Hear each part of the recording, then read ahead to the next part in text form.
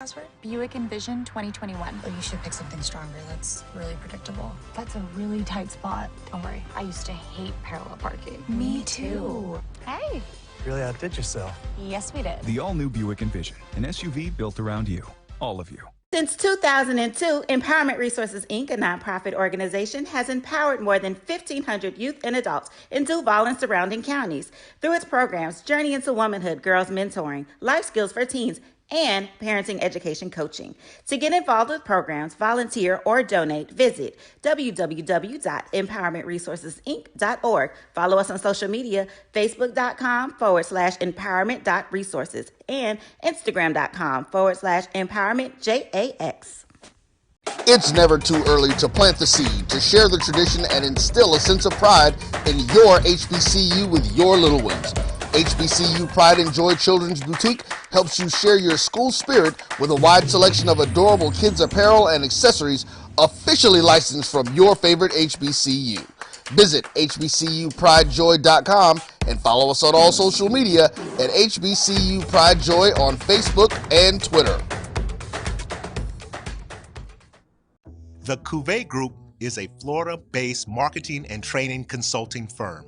We help businesses communicate to their target audience and engage them in conversation. We also help to expand their audiences, which will ultimately result in growth for those organizations.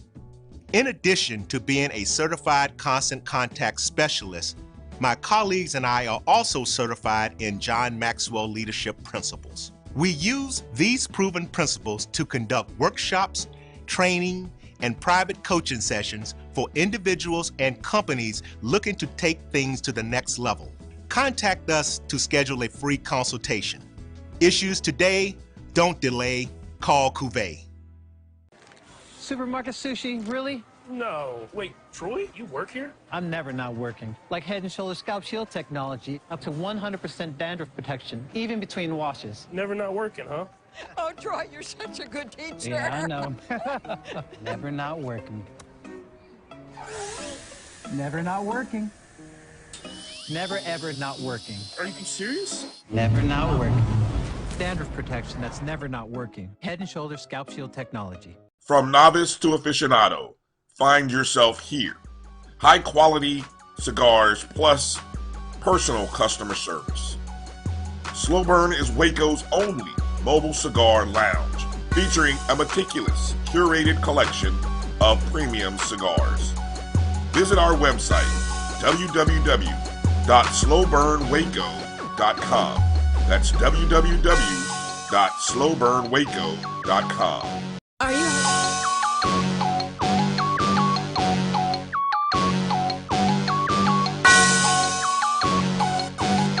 Yeah. I love my HBCU, and boy, I love it, I love it, I love my HBCU, and man, I hope my team they won one, I hope my team they won one, man, I hope my team they won one, I hope my team they won one, I tune into the HBCU Sports Lab to see if my team won or lost. If they lost, I'm quiet as a mouse, but if they won, keep tab, I'ma do the dab, yeah. Dr. Cavill, he know what he be talking about. Mike and Charles, they know what they be talking about. They compress the analytic data with this hip hop. If you know them like I know them, they gon' tell you if your team, if they won or lost, and who the ball. So listen to Professor. To fight for our institution, for our conference. We have to continue to fight for our culture. We have to continue to knock on walls to get respect. We're knocking on walls. You've accomplished some things that hadn't been accomplished in this program and in this conference. But now it's time to come back and knock the walls down. We have to continue to fight for our... This is Dr. Cavill with Inside HBCU Sports Lab. Charles Bishop, Eddie Drew for the culture. Welcome to episode 48 of Inside the HBCU Sports Lab radio show and podcast. The show is covering the sporting HBCU dash for all things HBCU sports, from institutions large and small, from NAIA to the NCAA. We share insights and information on the HBCU sports culture and HBCU athletic aesthetics to facilitate the story of HBCU athletic programs in the business for HBCU sports. I'm your host, Dr. Kenyatta Caville, along with my co-host, Mike Washington, Charles Bishop. Mike Washington is out on assignment, so we have clinical professor Drew in the house, in the building, and we are filming from our home studio and sending a signal live to KSOH 1230 AM studios with the Texas Radio Hall of Famer, none other than Ralph Cooper, in the beautiful home of Texas Southern University from Houston, Texas. As I said, for some, may not quite have the volume on Tuesday, so I thought it would be great just to play it again and remind everybody, as I've said for a while now, this is for the coach. With that being said, let me go to you, Professor Bishop. How you doing today? Doing well, Dr. Caville. It's beautiful sunshine here in Houston, Texas. And that means a golf course is somewhere close by.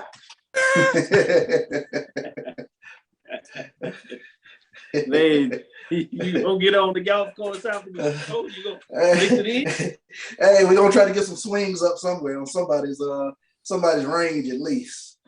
Then I like, we talking about for the culture. You got to support the Black media, journalists specifically, as they say.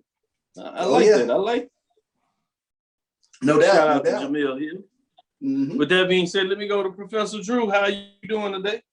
Well, it's been raining here in South Georgia, so my clubs are still collecting dust right now, Mr. Bishop. So one day I am going to pull them back out and blow the dust off of them and see what I can do with them. And thank God I've got a job where I'm inside most of the day. I don't have the leisure time that you do to just go play golf and everything like that.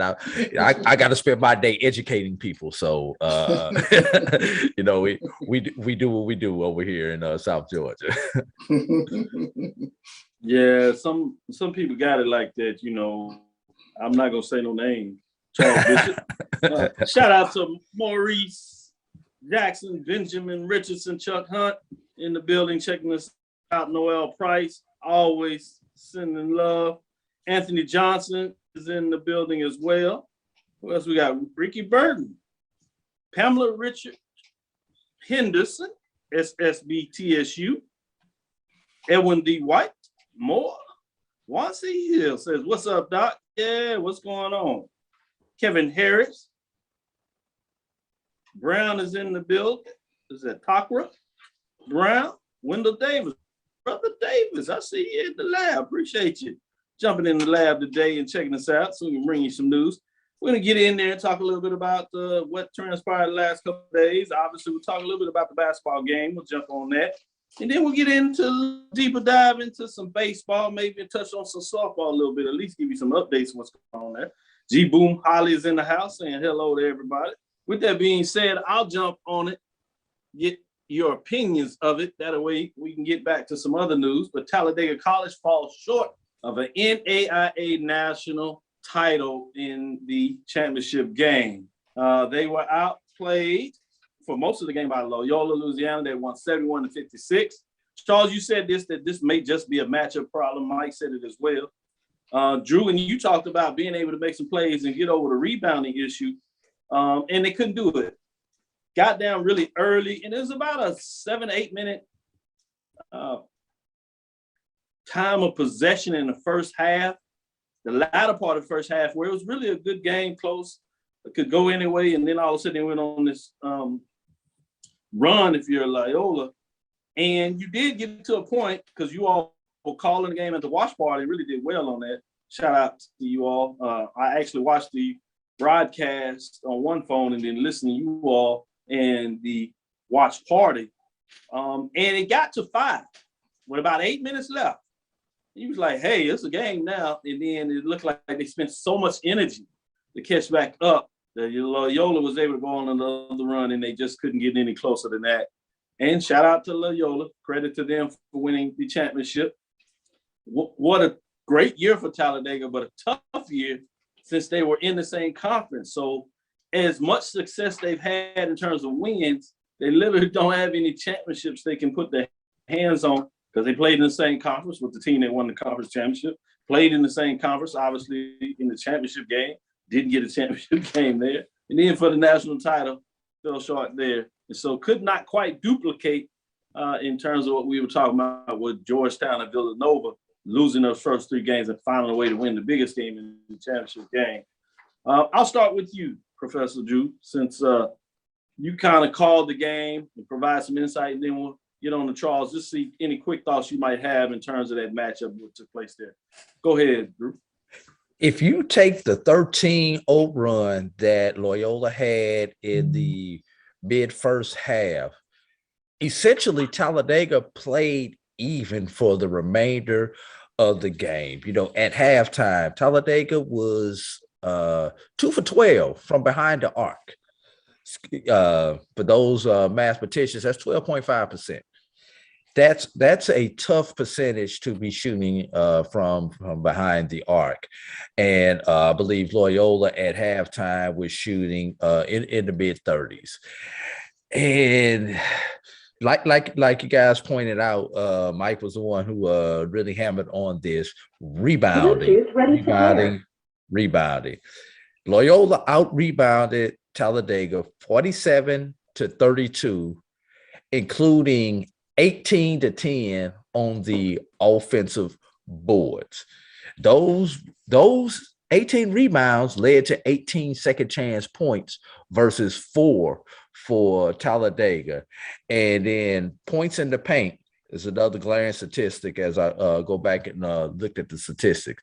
Favored Loyola 34-18.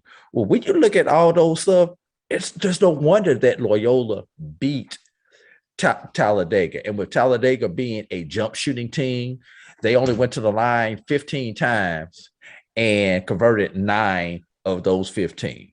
By contrast, Talladega, 15 free throw attempts, Loyola, 14 free throw makes, 14 out of 25. So when a team hits as many free throws as you attempt, most of the time when you look at the final score, the team that hit more free throws than the other team attempt is going to win. Yeah, that's usually the case. Great indication and great breakdown. Charles, anything you want to add to that?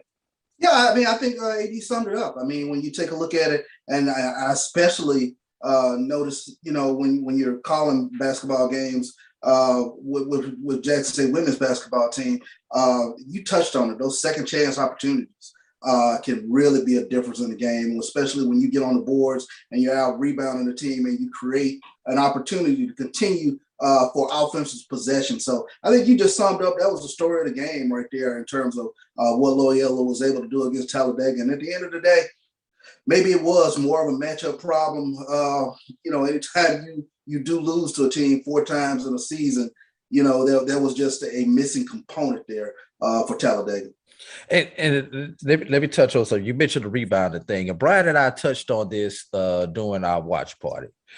You know, we've all been around basketball enough to know to be a good rebounding team, an excellent rebounding team, it has to be in your DNA.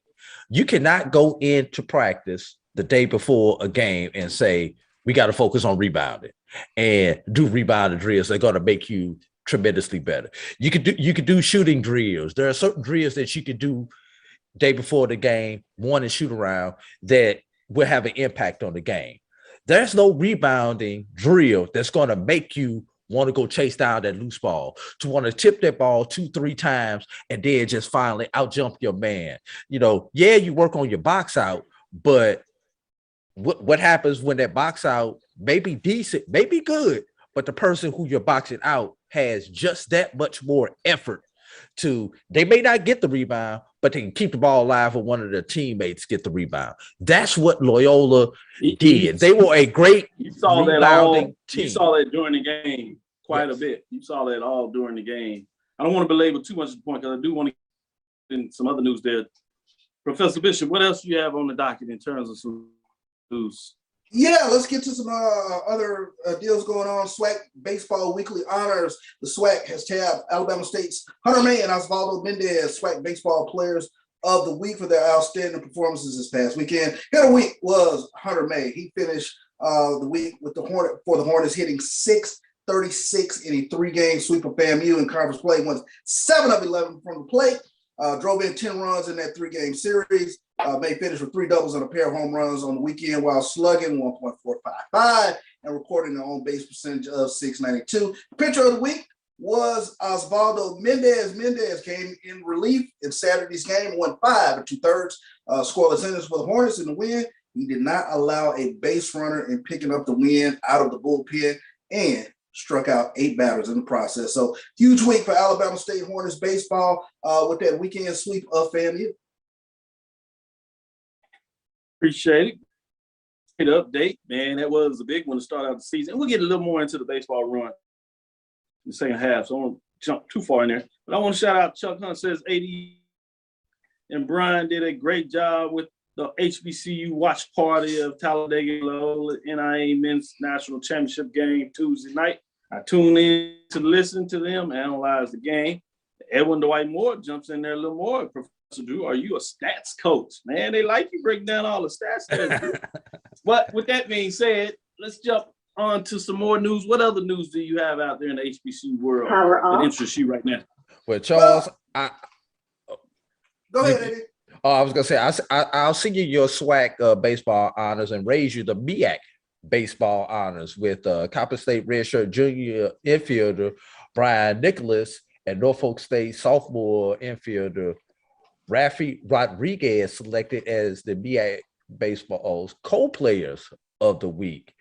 Coppin pitcher Justin Johnson was also named Rookie of the Week, while Norfolk State sophomore Dalton Barnum earned Pitcher of the Week honors. Nicholas was 7 for 16 on the week at the plate this past week, driving in 7 runs and scoring 4 times. Rodriguez racked up 4 multi-hit games and 5 outings for the Spartans, going 9 for 19 from the plate with 5 RBIs and 5 runs scored. Johnson notched his first career save on Friday against Delaware State, tossing 3 scoreless innings. And Barnum tossed 7 strong innings on Sunday to pick up his first win of the season against Maryland Eastern Shore. Good stuff. Good stuff. Sticking with the MEAC, Charles, you got some, looks like Central going to make a move with the AD position. Yeah, Skip Perkins. Looks like he's coming back to North Carolina Central. So, shout out to North Carolina Central, bringing back one of their own, come back and become the athletic director for North Carolina Central. So, that's news that's out there as well. Yeah, I like the fact when you talk about the AD mix, you also had an intriguing article, if you would, from HBCU Game Day talking about Morgan State. Obviously, they were speaking to the fact that they're looking for an athletic director and a head football coach as well. And then you have it in terms of the commitment they have navigating that space, but they're saying that they're committed to the MEAC. With that being said, let's go to the break, and then we'll come in with our guest right after the break. This is Dr. Clear inside the HBCU Sports Lab.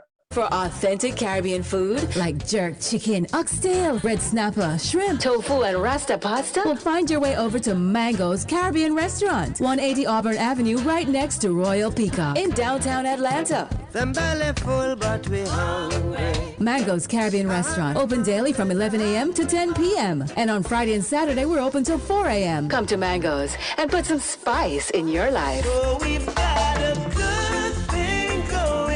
Mango's Caribbean Restaurant, 180 Auburn Avenue, right next to Royal Peacock in downtown Atlanta. For more info or directions, call 404-698-3992 or log on to mangoscaribbeanrestaurant.com. For instant coupons, text MANGOS to 313131. Tell your mama hungry, papa hungry, brother hungry. Mango's Caribbean Restaurant, authentic Caribbean cuisines. Open up the door, tell your mama hungry. For 200 years, Montgomery, Alabama has been making history by people who had the courage to stand up for change. Today, this riverfront city has been reborn, embracing the past and looking forward to the future. From the National Memorial for Peace and Justice to the stage of the Alabama Shakespeare Festival, this is where history was and is made. We are proud to call Montgomery home, and together, we can be the change. Charmin Ultra Soft has so much cushiony softness, it's hard for your family to remember they can use less. Sweet pillows of softness. This is soft. Holy Charmin. Oh, excuse me. Roll it back, everybody. Sorry. Charmin Ultra Soft is so cushiony soft, you'll want more, but it's so absorbent, you can use less, so it's always worth it. Now, what did we learn about using less? You gotta roll it back, everybody. We all go, why not enjoy the go with Charmin? Test the analytic data with your hip hop. If you know them like I know them, they gon' tell you if your team, if they wanna loud, and who the ball. So listen to Professor, yes sir, and pay attention.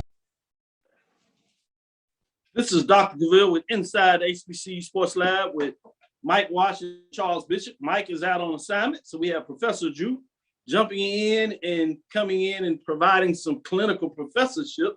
And then we have our interview with Michael Coker of Black College 9, if you would. And he's going to talk a little bit about Black College HBCU World Series, I should say, and give you some updates. It's a big announcements that he had early in the year, working feverishly to bring that together.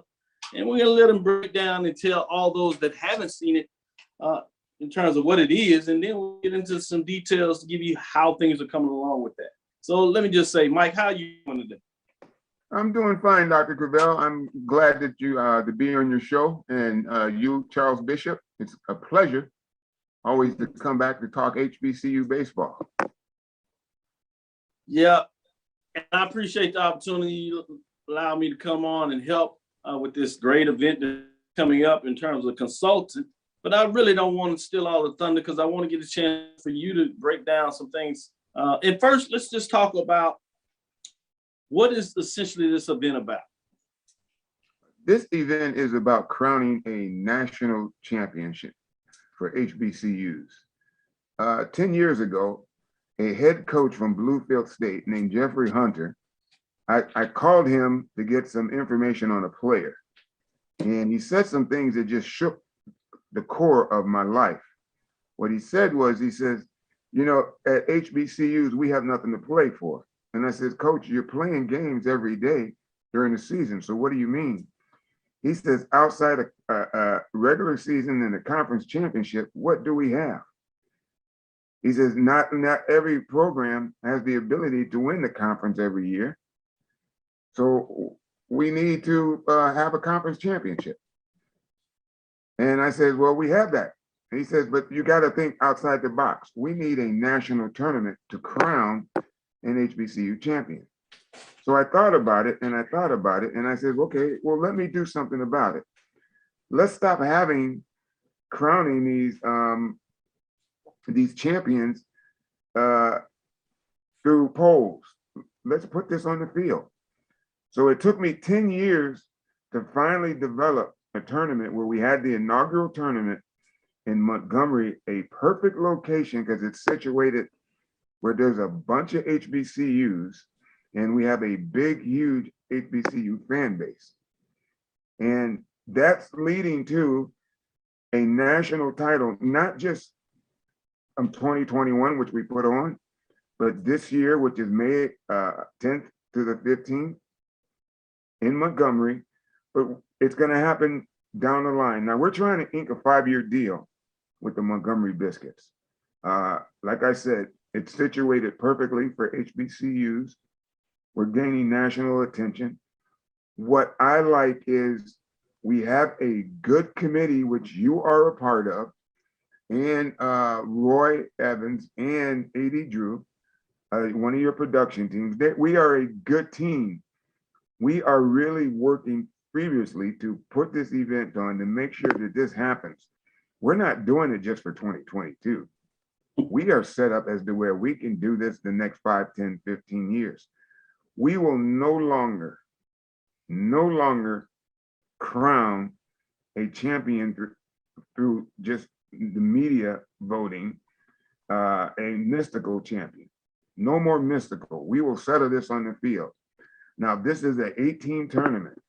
8 teams will compete for the national title. Last year, Bluefield State came out of nowhere and shocked everyone and won our initial World Series. this year we got some really good quality teams that are really starting to win some ball games that are going to be coming to the tournament. So what I say to fans is this is something that needs to be supported throughout the HBCU community. This needs to be, it's going to be broadcasted worldwide. We have a good production team. It's going to be streamed. And I ask everybody in the HBCU stratosphere to, if you don't make it to Montgomery, which I'm hoping you do, at least check out every game, check out the teams, because baseball is a part of HBCU history. Our very first team was in the 1800s, and was Atlanta University, which is now commonly called and affectionately loved as Clark Atlanta. That was our first HBCU. And then the Negro League got started, and the Negro League was taking players from HBCUs, and then Major League Baseball decided to do the same. Now, before the glamour sports of basketball and football came on, there was baseball, and we were baseball players. So this is bringing young kids back to the forefront of baseball. And that's what I like about it. And that's what I like what this committee's doing. And that includes you, Dr. Cabell. Well, again, I thank you. I'm honored just to be able to have an opportunity to really give my expertise, and the fact that you see my expertise is important, come to the table. But with that being said, I think beyond what you're doing, which was really the forefront of this, and the fact that you told the historical factor, that it's not something that you were able just to come up with and then year one or year two landed. You had to cultivate it, create relationships, work on these various relationships, and it took about 10 years just to get it off the ground, with the financial pieces and things of that nature, and still working to get a long-term deal. With that being said, I'm gonna go to Professor Drew with the relationship you have being on this committee, but I'm gonna take you from this side. I want you to ask the question to Mike. Well, I need to switch hats, but I refuse to take off this Black College World Series hat that I got on right now. Make sure everybody can see that up close. That's why I came to you. And the funny thing is, Doc, you see how he snuck that in there? He see me coming on here with some of these things I like to tease everybody with. He made sure that he had his first bin. I guess we'll get ours in the mail later. Yeah. And the funny thing is, Doc, I got home 15 minutes before the show, and I've got a package when I get home, and I open it up, and what's in the package is this hat. Nice.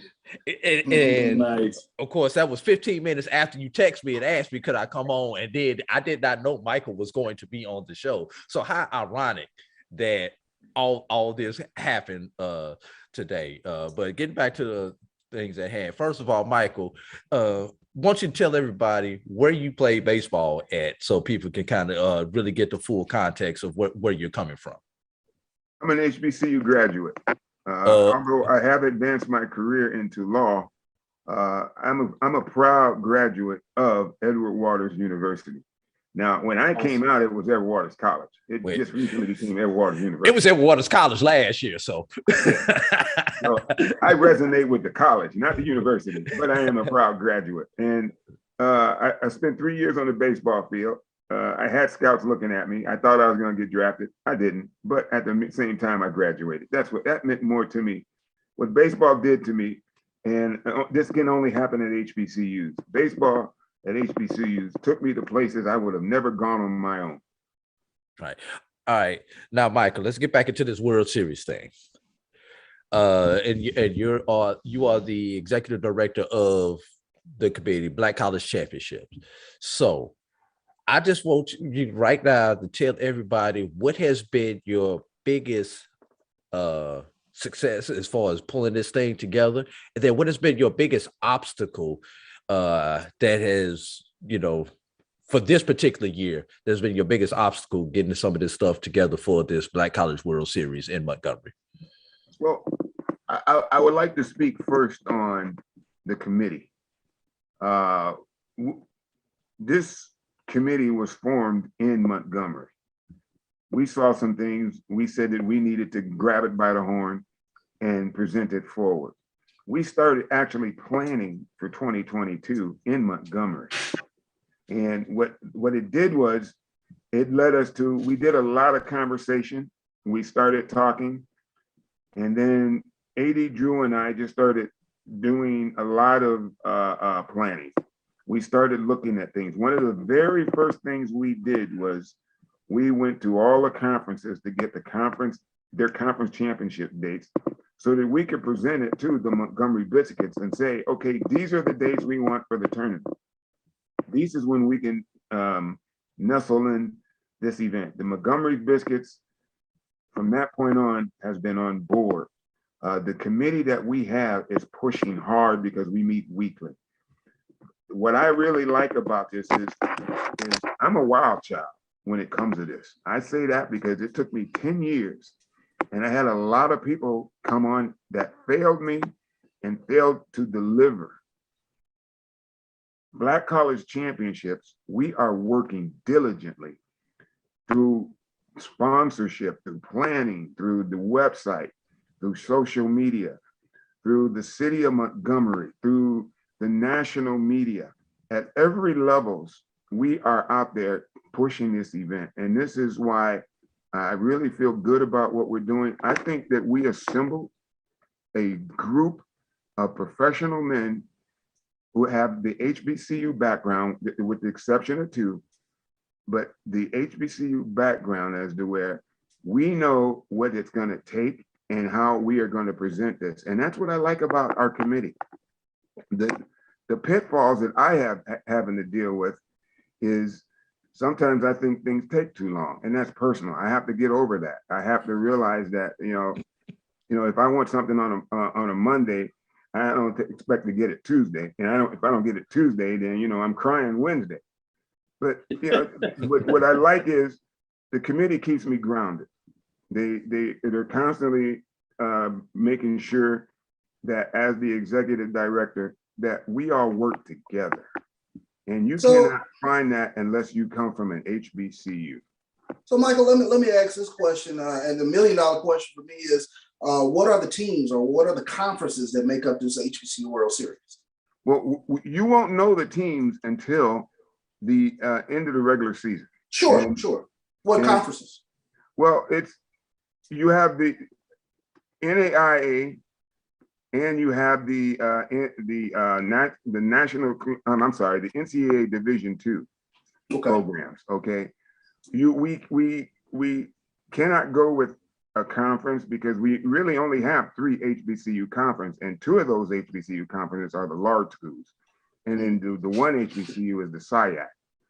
And so what we're doing is instead of having an automatic bid, we're doing an invite, because until we can, you know, you don't want to get yourself bogged down with having, you know, saying, okay, you know, if a conference champion wins, and that's not being fair to everybody. And we need to be fair to every HBCU that has a winning record, and then we have a good selection committee. Now, I won't be a part of that committee because, you know, being the chair for Black College Nine's voting top 10 poll, it wouldn't be fair to me to direct that committee into making a sound selection. So I'm going to have to, I have rescinded myself from doing that, because we want the best HBCUs in this tournament. We don't want just any team coming down. We want the best, because we're competing at a national collegiate championship level. And that's what this tournament is about. Pretty awesome. We're going to get in this break, but Mike, if you can stay around, we'd love to bring you back to the next segment where we can get in the early part of the season. Conference play just started for the SWAC and the MEAC. We want to concentrate a little bit on the Division I. So if you can hold around, give us a little more time. We want to bring you back for a second segment. Sure. Stick with us. We'll be right back after this break, and we'll get into the second half. We have to start talking about innings. Is this like the 5th inning, 6th inning? How are we, the 7th inning stretch? We'll do that. Stick with us. We'll be right back after this break. From novice to aficionado, find yourself here. High quality cigars plus personal customer service with Slow Burn. visit our website, www.slowburnwaco.com. Slow Burn is Waco's only mobile cigar lounge featuring a meticulous, curated collection of premium cigars. It's more than a mobile lounge. It's an environment and an experience rich in history, luxury, and personality. An elegant extension of any celebration occasion. It's the perfect escape and meeting place, a space where you can relax or enjoy a shared passion. Have Slow Burn plan your next big event, or before you are planning to celebrate your win over your athletic rival, you can shop our collections at www.slowburnwaco.com. But if they want to tab, I'ma do the dab, yeah. Oh, that spin class was brutal. Well, you can try using the Buick's massaging seat. Ooh, yeah, that's nice. Can I use Apple CarPlay?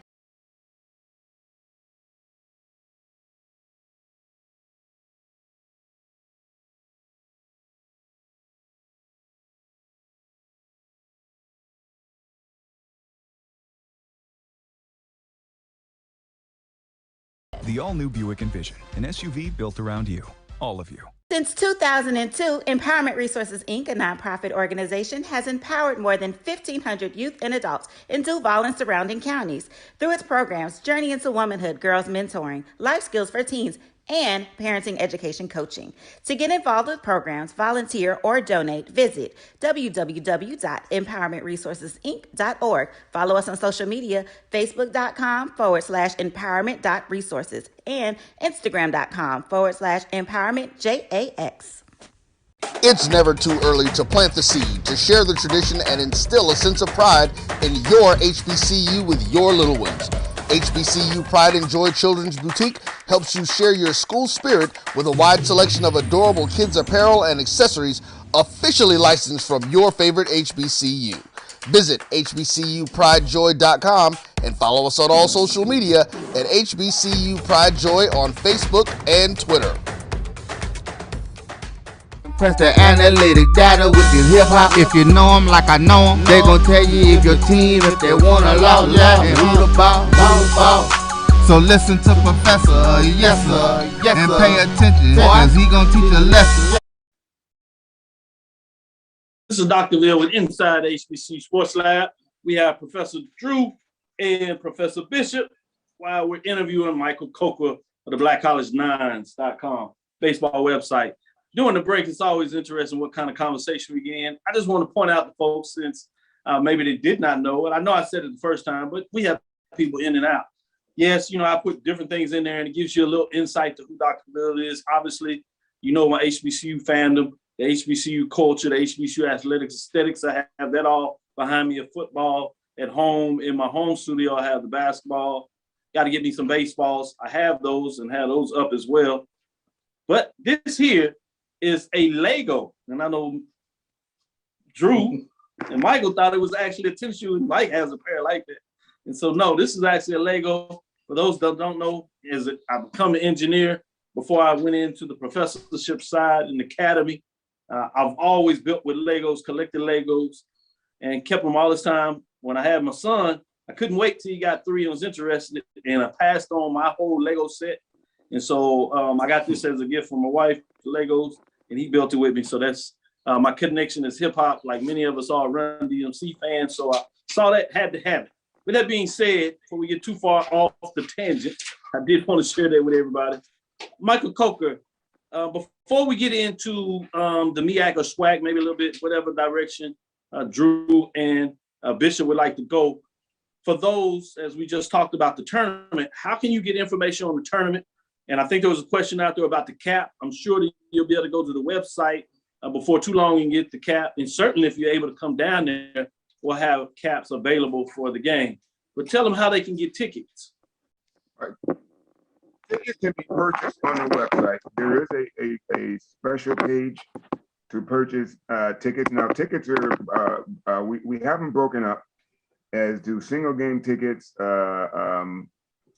day tickets, day passes, half day passes. We have lawn seats available. It's general admission.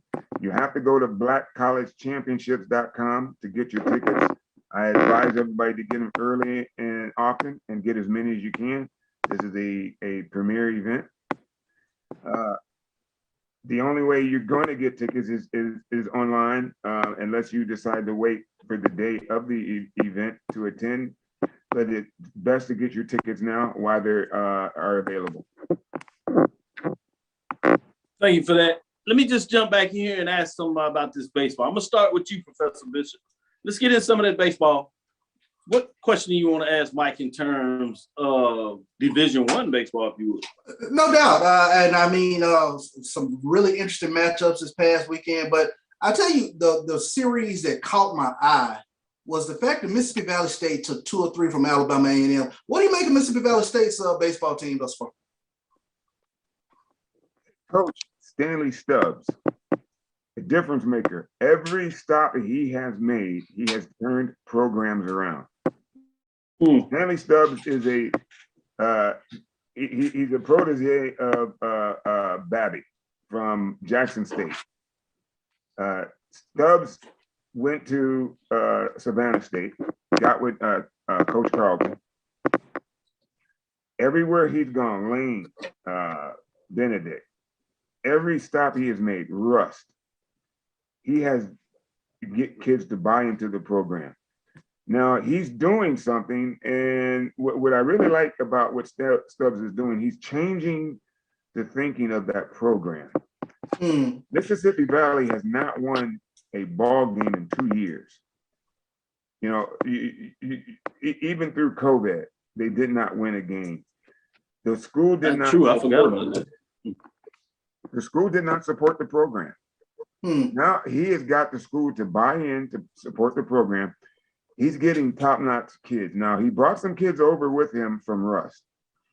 And those young men, those 18, 19-year-olds that helped turn that program around, Rust, that participated in the Black College World Series, is over there with him at Mississippi Valley, and they are making a difference. These are high-minded honor students that are out there performing on the field. And they're winning ball games. He's got a good team.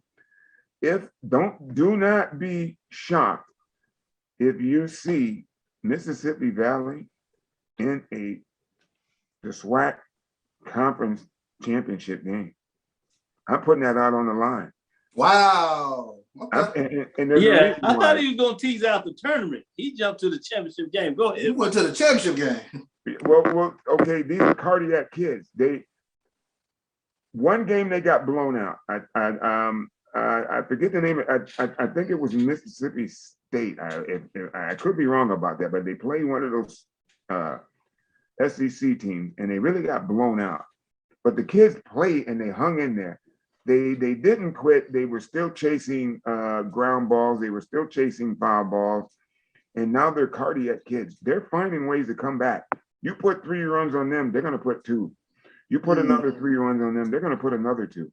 And then if you don't put a run on them, they're going to put 2 more runs on you. This is how these kids are playing. They're playing like, it's that old school baseball. What you do, I can do better. I'm doing my mic. Valley? We talking about Valley? Well, sticking with you, Drew, go ahead and ask a follow-up question. Valley? Yeah, that Valley. Yeah, that Valley.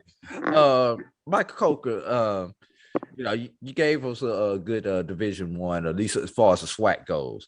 But I want to talk about the article that you guys just put out earlier today on Black College Nines about a Division II player named Brandon O'Connor from Benedict College, and he's on pace to break a record that stood for over 30 years, not in Black college baseball, in Division II baseball. Tell us about this story, Michael. This kid has been a starter. O'Connor has been a starter from day one, his freshman year in 2018. And you have to understand the system that he plays in. Coach Selwyn Young is a former Major League Baseball player.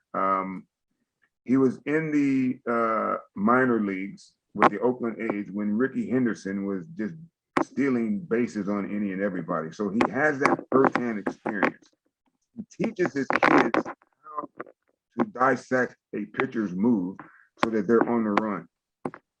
Now, what he's done over the years is he has set records that will not be broken.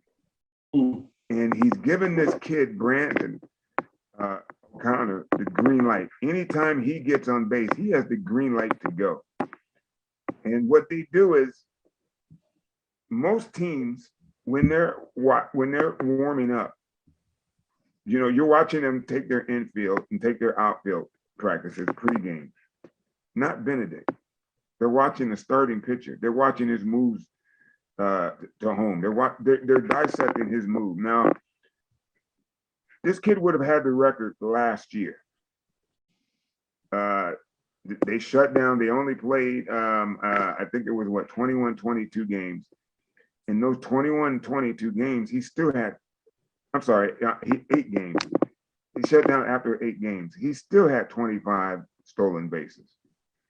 In 2019, he was the statistical NCAA Division II stolen base statistical champions when he had 47 stolen bases. Last year, he was on pace to steal 100. This year, he's on pace to steal 126. Right now, he has 52 stolen bases and has only been thrown out 4 times. Also, and I need to add this, Benedict has stolen 160 bases at this point in 21 games and have been only thrown out 20 times. They will run on you in a heartbeat. Brandon O'Connor is fast, and he's beating top catchers that have guns. When I say guns, these catchers have strong arms.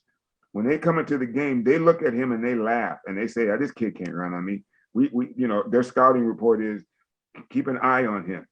When he takes off and he's beating throws to second base by 2 or 3 steps, that's when they're saying that kid is fast. And what I like about it is because he puts them in a position to manufacture runs, because you don't have too many people who will still second, third, and then think about home, and that's him. He'll run on you in a heartbeat. And at the pace that he's going, the first 4 games of the year was against nationally ranked Glenville State. He stole 8 bases against Glenville, against the number 2 catcher in Division II baseball. And then his stats from 2019 had him, all of his stats combined outnumbered all of Division I, Division II, and NCAA Division III baseball. This kid will light it up. Now, the question is, Mike, before we get too far in there, I do give them a chance to tell them where they can go get the article, because we're going to get into this last break. So let them know where they can go get the details on some of the things you're talking about this young man, how special he is. Where can they go read the article? You go Black College Nines. You can read the article on how he's going to eclipse the NCAA record. The NCAA record is 96 stolen bases. He's on pace to get 126. You can find that article on Black College Nines. And also, if you want to do some fact checking, you can go to the NCAA Division II baseball statistical website, and you will pull up anything and everything that you need to know about. One quick thing, rapid session before we get out of there. I'd be remiss if I didn't ask you that. Back to the D1 a little bit, and then when we bring it back, we'll take a deeper dive Division II. But coming into the season, who'd you have at the top of the SWAC East? I don't care. I'm going with I like Alabama that. State. We can't get him in there. He won't bite on it. I got to go with Alabama State. West. Who you got in the West? I do like Texas. I do like Texas Southern. Okay, and because I know MEAC, who do you have in the MEAC? In the MEAC, Delaware State. Nice. Okay. Interesting. And I'm well, that'll pushing do it for us. Well, thank you, Mike. Go ahead. I'm pushing it with the MEAC because they don't have that many teams. Right. Yeah, that was a little default there. It's so good to have you, Mike. Great information. Really appreciate the detail that you provide. Colleagues over there as the lead writer over there with Black College Nines, just giving us all information, and that's obviously on the large, small division, as you call it, major, mid-major division. That's Division I, Division II, and NEIA programs, and even some independent programs that you put out there. The weekly poll, we'll be doing that. I get to vote in that. Charles votes in that. A.B. Drew votes in that. And so we'll be providing updates when those polls come out, just to keep people updated on baseball. And as we matriculate through the season, we'd love to have you back, get some updates on the HBCU World Series, as well as just some updates of the season and how things are going, both at the Division II level, NIA, and Division I level. But I want to thank you for your time. Anytime. All you got to do is let me know, and I'll be more than happy to continue. I think you have a great show. No problem. We'll be back. We'll come back after this break, and we'll get into, since we're talking about baseball, we'll get into the ninth inning. We'll have to close it out. We bringing in the closers. Charles, you ready to close? Let's go. All right, we'll be right back after this break. Thanks. All to the pen. The Cuvée Group is a Florida-based marketing and training consulting firm. We help businesses communicate to their target audience and engage them in conversation. We also help to expand their audiences, which will ultimately result in growth for those organizations. In addition to being a certified constant contact specialist, my colleagues and I are also certified in John Maxwell Leadership Principles. We use these proven principles to conduct workshops, training, and private coaching sessions for individuals and companies looking to take things to the next level. Contact us to schedule a free consultation. Issues today, don't delay, call Cuvée. Supermarket sushi, really? No. Wait, Troy, you work here? I'm never not working. Like Head & Shoulders Scalp Shield technology, up to 100% dandruff protection, even between washes. Never not working, huh? Oh, Troy, you're such a good teacher. Yeah, I know. Never not working. Never not working. Never, ever not working. Are you serious? Never not working. Dandruff protection that's never not working. Head & Shoulders Scalp Shield technology. From novice to aficionado, find yourself here. High quality cigars plus personal customer service. Slow Burn is Waco's only mobile cigar lounge, featuring a meticulous, curated collection of premium cigars. Visit our website, www.slowburnwaco.com. That's www.slowburnwaco.com. Press the analytic data with your hip hop. If you know them like I know them, they gon' tell you if your team, if they want to law, and who the ball. So listen to Professor, yes sir, and pay attention. This is Dr. Bill with Inside the HBCU Sports Lab with Mike Washington and Charles Bishop, Sports Lab, I should say, sitting in for Mike Washington as the clinical professor is none other than Professor Drew.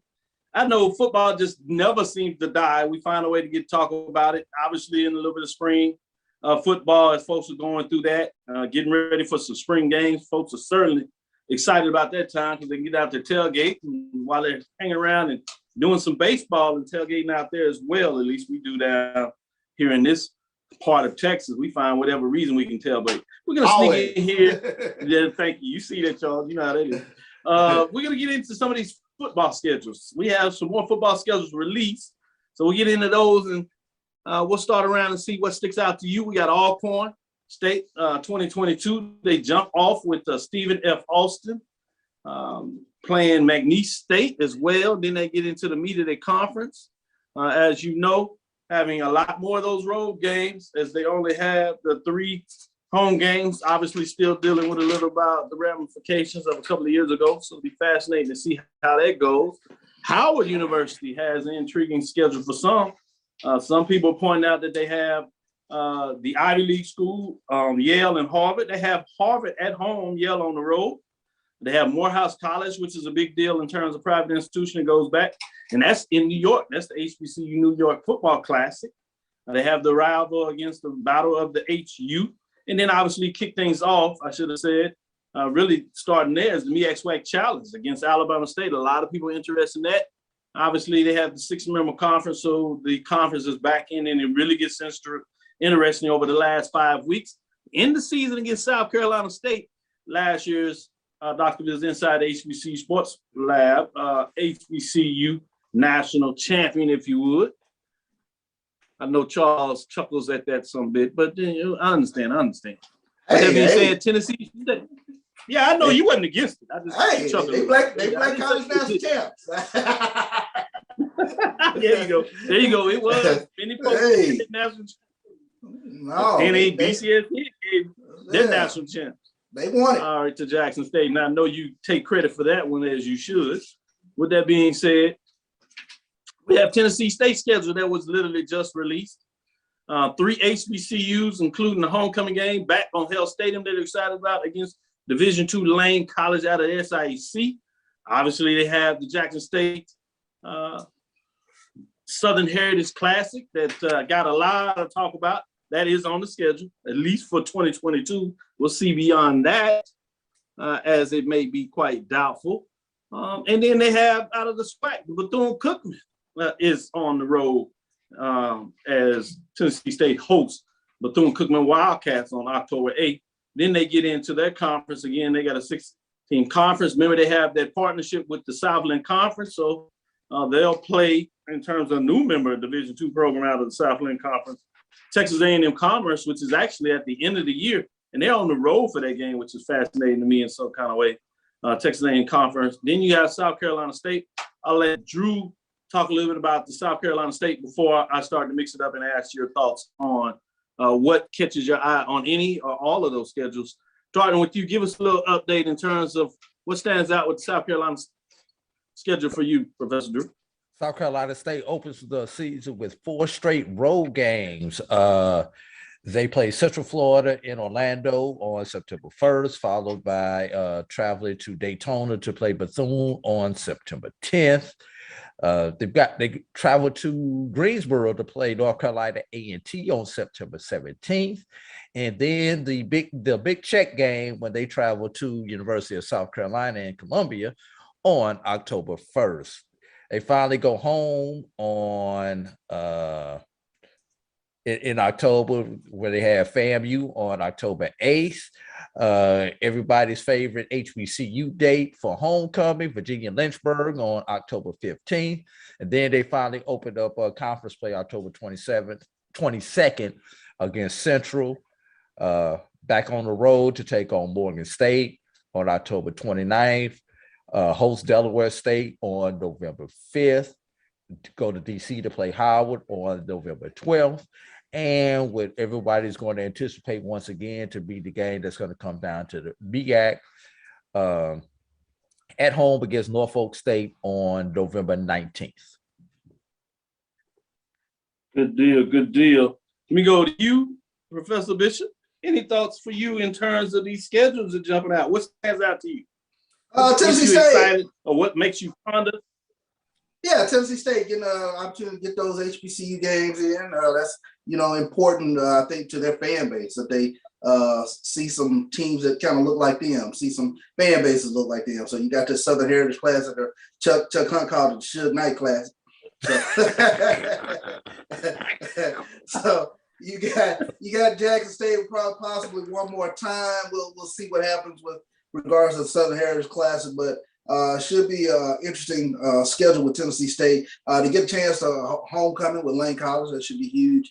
They're on campus at Hale Stadium. But the one I think you touched on that kind of intrigues me is that long drive at the end of the year, that long flight at the end of the year down to Texas A&M Commerce to play in Kingsville, Texas, if I'm not mistaken. So that's one that's out of the ordinary, if you will, for Tennessee State. So that's an intriguing schedule. And then Howard, they go to an Ivy League team, they host an Ivy League team. So I thought those are unique schedules that they put together. Yeah, I'm intrigued about that Ivy League schedule. I think that's a unique pageantry and a chance for both coaches to get a chance to exchange pleasantries and cultures, if you would, about the football gridiron. And Howard is building and rebuilding their program and looking to take that next step. So it'll be interesting to see just how competitive they are, not only in terms of the MEAC, but just in general. So it's fascinating to me. It's not released yet, but also what catches my eye in a lot of ways is fascinating to me is that Bethune-Cookman schedule. It's going to be pretty good non-conference. They have South Carolina State and Tennessee State obviously on the schedule. Be interesting to see who that third one is. Are they going to play up to the FBS program? Mm-hmm. Or are they going to put another HBCU on it? But in terms of two non-conference solid HBCU games that their fans should be intrigued about, it certainly makes a very strong conference schedule. I like what they're able to do thus far, just understanding from what the other teams have released is on their schedule. Obviously, you have the eight-game conference, so you got 3 non-conference games. They already got 2 of them locked in. It'd be fascinating to see what theirs look like when they release their schedule. So that's fascinating to me. So kind of wanted to pull that out. I like what you talked about in terms of also Alcorn with the Stephen F. Austin and McNeese State having 1 at home, 1 on the road, FCS program. A solid schedule there. Obviously have the FBS with the money game at Tulane, so it'll be fascinating to kind of see what goes on there. Obviously, you had that talk with Tennessee State. I'll kind of close on this one in terms of them saying they wanted to play more HBCUs. Let's talk out there maybe that they were going to get Howard on the schedule, North Carolina A&T. Doesn't look like that's happening, at least in 2022. Be fascinating to see what goes on in terms as they move forward in terms of scheduling country. Obviously, talking about conference alignment and those things, is that still up in the air? We'll see how that goes. That'll do it for us. Great show. Appreciate the time. Told you about these baseball games and got a little talk about that. Some big baseball matchups this weekend. It'll be fascinating to see what's going on. Anything has your eyes, Charles, Drew? I'll start with you, Charles. Baseball matchup that kind of has you thinking about, hey, let's keep an eye on this game or two. Alabama State at Bethune-Cookman. That should be a fascinating series. That's over there on the east, and then in the west, Grambling and Southern. I think that's going to be a really good series with those two locking horns this weekend. So those are the big matchups, I think, that are sitting out there swag baseball-wise. Let me go with you, Drew. Any baseball games that had kept into your eye that you say, hey, let me keep an eye on these games here? You can go in either direction you want to go. Well, I'm gonna go in a different direction with the baseball. You know, I've been focused on the Division IIs and the NAIAs because with me being on this Black College Championship committee.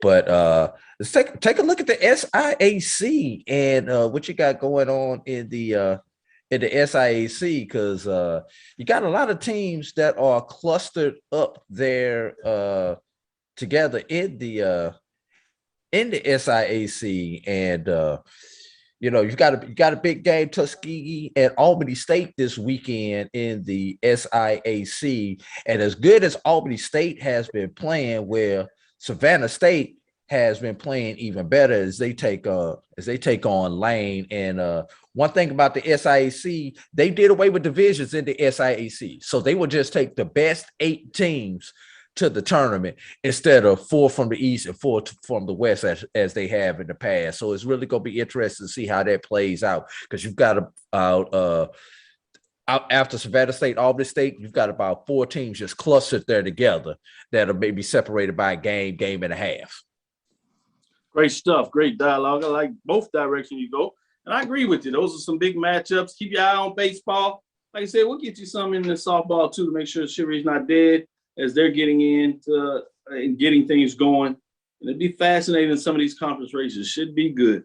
Thank you for listening to Inside HBCU Sports Lab. Make sure you share our podcast and your friends with your friends and your colleagues, I should say. I'm Dr. Dean Alcaville, the Dean of HBCU Sports, coming from inside the lab with the College of HBCU Sports with Mike Washington and Charles Bishop. Hope you enjoyed our guest. Not really a guest. He's a clinical professor. A.D. Drew, make sure you catch him with Brian and AD of the Sports Wrap. Download my JVN and my BCSN. You know you have the pregame show. They're just getting started. They got all the insight, all you all trying to keep your back eyes open, see what Dion is saying about Pro Day. What is he doing at his camp? You want to know what they're doing, what the season leads? check out the pregame show because they're loaded with information. That's for sure. Again, we want to thank you for listening to Dr. Ville's Inside the HBCU Sports Lab with Mike Wash and Charles Bishop every Tuesday and Thursday at 6 o'clock. I am working on a couple other projects. Should get a couple of football coaches in here. Release our Big Ben L. Calver HBCU Football Award. That is coming up. Push it back a little bit to make sure we can do it right for everybody. Wanted to get outside of basketball so we could give it the do it needed to have. And with that, I also want to say, let's keep it going. I am doing some information because I had a request that people wanted to know about the finances of HBCU sports. I'm going to see if I can put that together for you as well over the next couple of weeks as we have a little more time outside of the normal sporting context. We look forward to you next week as we discuss the latest news in the lab. Follow me, Dr. Kenyatta Cavill, on Twitter, Facebook, and Instagram. That's DrKenyattacavil, DrKenyattacavil. Follow Charles and Drew on Twitter. As you see their name scrolling across there. Dream big and continue to move forward. But before we do the end, inside HBCU Sports Lab 1, I'd be remiss if I didn't tell you about that on Twitter, Facebook, and YouTube. That's inside HBCU Sports Lab. With that said, we will talk with you soon. Charles. Of course. Drew. Lecture. I was thinking about Bishop because I know he's ready to get on the golf course. I'm trying to get him out here. Dismiss